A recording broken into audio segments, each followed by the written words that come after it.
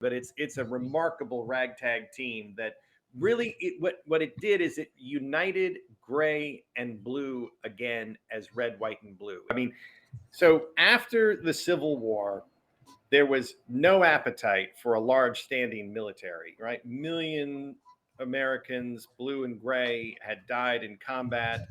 And so the standing army by 1897, the year before the Spanish American War, was only 28,000 soldiers. And so the idea that the United States of America would invade or combat in any sort of foreign war was absurd because they didn't really have the manpower for it. And Theodore Roosevelt, as Assistant Secretary of the Navy, was really advocating for advanced naval power. If you controlled the seas, you controlled the future of the globe. Mm-hmm. And so Spain is embroiled in a conflict with Cuba and the native populations of Cuba, and Theodore Roosevelt advocates getting involved in the conflict, and you have to put together a volunteer army, right? Because the army that doesn't have a regiment sufficient to fight.